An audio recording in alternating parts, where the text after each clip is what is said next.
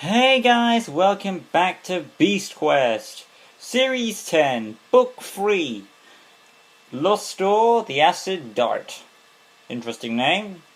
This is the third book in Series 10, because we've done 2 so far, which were, what was the first one?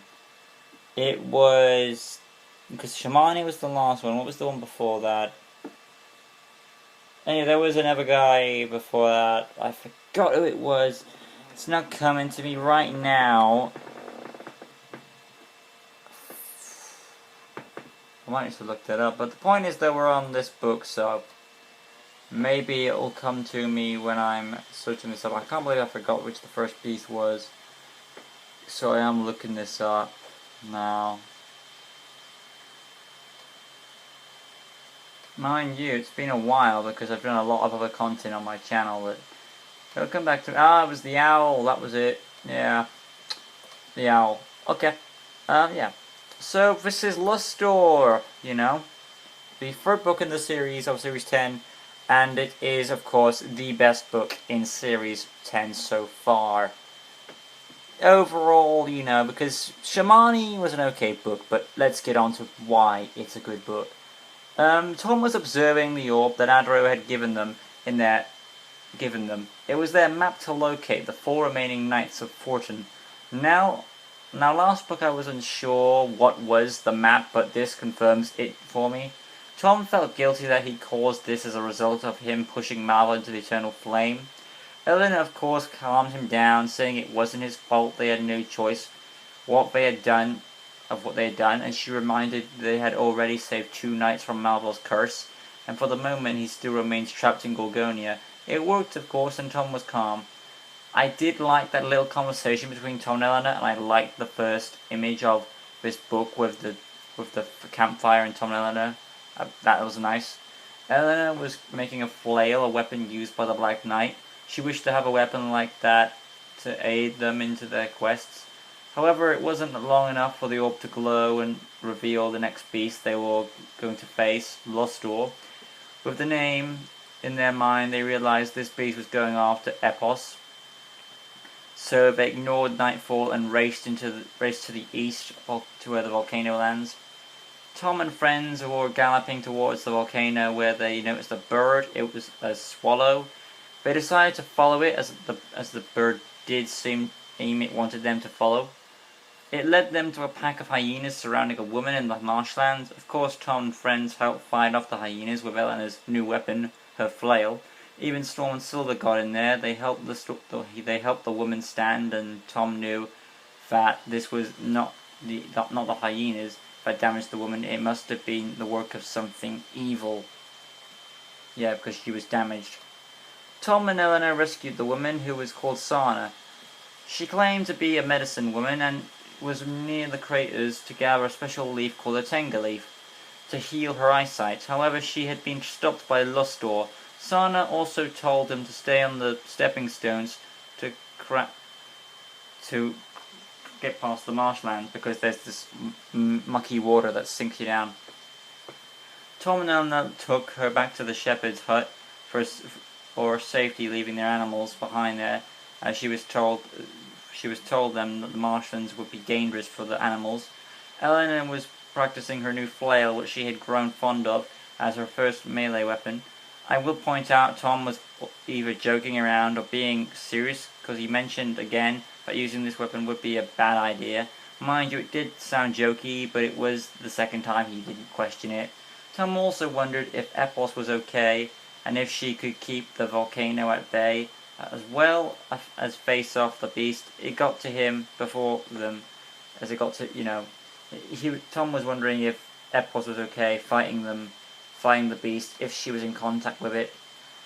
But soon enough, our heroes reached the crater and climbed up into it to retrieve the Tenga leaves.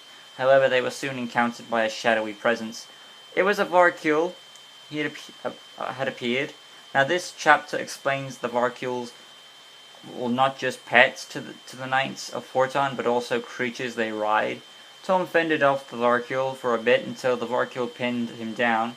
Tom, thinking he was gonna die, of course, was saved by Eleanor, and they made their escape as the crater was beginning to crumble due to the volcano starting to awaken. This caused the vehicle to fall into the lava core and kill the creature. However, the victory was short-lived, as the waiting at the top of the crater was the next knight, the Red Knight, and it seemed to do Marvel's magic. He was immune to hot temperature or volcanic heat. Their next enemy awaited them. The first part actually surprised me. Tom tried to reason with the Red Knight instead of kicking his ass, and he had done with the past of the other knights. Of course it didn't get through to him, and the knight pulled a flaming sword. Tom tried to use the power of the Furno scale to protect them, however. This could be the first time this has ever happened. The Red Knight actually managed to separate Furno's token from Tom's shield. Eleanor tried to stop the Red Knight using her flail. However, this armor was so hot it destroyed her weapon in an instant. And when Tom came back with his sword, the heating armor was so powerful it trailed up the blade and burned his hand. This is the closest a knight has ever proven to be effective against our heroes. Tom was knocked back. Eleanor helped him out, and they put together a plan to trick the Red Knight into falling into the bulging acid of the marshes. They surrendered, but this didn't really change the Red Knight's fury, as he still wanted to kill them. I like this Dark Knight. He might even be better than his master, Malvel. He doesn't waste time. He makes me wish we could have these 6 knights as the real villain. But oh well, what we've got is still awesome. So this knight is very effective. He's not wasting any time. He's throwing his punches. He has his fire abilities, destroy Eleanor's weapon, and knocks Tom's sword off, and his shield, his fire scales flung off, and that's the first time I've ever read up on that. Tom and Eleanor tricked the Red Knight into falling into the marshes and marsh waters, and due to the combined of his flaming sword's weight and the heavy armor, he plunged into the mucky waters. Believing he was dead to the toxic acids into the waters, Tom regained the dragon scale, and they planned to leave the marshlands with the Tenga leaves. However, they came to a stepping stones. One was moving. Lustor was back. He wasn't killed. He had changed into his beast form to survive the acid. Then Tom remembered what Sarna had told them. They all ran as Lustor enlarged his mouth and spat out acid. Now was a good time to call Epos. But Tom didn't want to risk a good beast. Avantia needed her.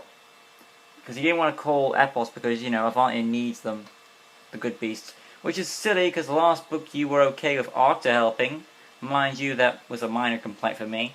Another thing is, I think the Beast Quest series is confused with Epos' gender. Early in the book, they referred to it as a he, and in this chapter, it is referred to as a she. So for my sakes, I'm calling it a girl, because the name sounds more feminine. Tom and Eleanor retreated. However, Lustor shot out his acid, but he was missing Eleanor. Then Tom realized he was hitting the stones, so Eleanor would be trapped with nowhere to run. Tom attempted to help Eleanor, and only after a scuffle with the beast. Lustor lashed out with his tongue and managed to separate Tom's sword from his hand, making disappear into the marsh waters. Tom tried to get Eleanor, but Lustor cut off his route, and he went after Eleanor. Tom remembered Eleanor was carrying the saddlebags. However, it was too late. Lustor had already reached Eleanor. Lustor is easily the best beast so far. In his knight form, he easily was winning. If it weren't for Tom's quick thinking, the knight form would have killed them. And now here, Lustor may appear to be dumb and stupid, but he's actually pretty smart. Lustor knows the marshlands well, and easily manages to cut off the routes, stopping our heroes from escaping, as well as separating Tom's sword. Mind you, he could have killed Tom. Now his escape route was closed, as well as separating, without his weapon. But other than that, this was awesome. And now he has Eleanor in his clutches. Yeah, because, he had Tom in his clutches at a moment, but he decides to stop and go for Eleanor. So there are some mishaps with this guy. Lustor was right next to Eleanor, and he began building up his acid in his throat. However, Epos came to the rescue and got Eleanor out of there. Despite Lustor's tongue coiling Eleanor's legs, she managed to use an arrow to get them free. However, Lustor was pissed and fired his acid, hitting Epos' wing. And luckily, they crashed safely, and Epos tried to use her firepower to fight back against Lustor. However, it would seem Malvo was thinking one step ahead, and his magic had grown strong enough to prevent Epos from using her full power. Tom asked Eleanor for the saddlebag, and she told him where it landed. Tom quickly pulled out the item he believed was the right token to finish off Lustor, a silver disc, which resembled a shuriken-type weapon. This chapter does tell me that Epos is a girl. Either way, I'm sticking with the gender I believe it is, Epos. Is she is a girl? If you couldn't tell, also I'm confused why didn't Lustor just put down his hand and crush Eleanor instead of building up his acid? They could have given a better excuse, but oh well. Tom threw the silver disc before Lustor could fire his acid again, and his throw was true. It brought the mighty Lustor crashing to the marsh grounds. Tom went over to heal Eleanor and with the green jewel, which healed her broken arm. Epos was alright. Her injuries soon faded as she bidded farewell and took flight. As for Lustor, he reverted back into his knight form, but his armour was now a rusty red. Tom thought that the Red Knight was still evil though. Mind you, I can't blame his caution. Tom and Eleanor went over to the knight. The knight was free from the curse and not only explained how he helped Tanner defeat Lustor in the past, but also told Tom that he could end up one day as the Master of the Beasts. Tom thought that the knights could predict the future. However, Malvo took over the Red Knight's body and told him of his 3 evil knights still remaining, and one would assure his death. Tom, of course, shouted back, claiming he would beat him. The Red Knight faded and Adro showed up, and explaining that the Red Knight has joined the other knights in the Gallery of Tombs. Adro retrieved Tom's sword from the marsh waters with his magic, and they headed back out the marshlands to bring the Tenga leaf back to Sarna and reclaim their animal friends to continue their quest. Overall, that book had a few little plot holes here and there shadowed throughout. But if you can ignore the little plot holes, compare it to the books we just had in Series 10. Shamani was pretty basic from what we had. And, you know, Noctilla was just set up. But overall, I would say this is slightly better than Shamani, because those little plot holes are holding it back a bit and kind of controversing it with the book before it. But other than that, it's still a tad bit better, with Lustor being a more intimidating, smart beast. It really does show you what these knights are capable of. That being said, next time we'll be doing the next beast, and that of course will be Voltrex, the twin-headed octopus. See you guys then.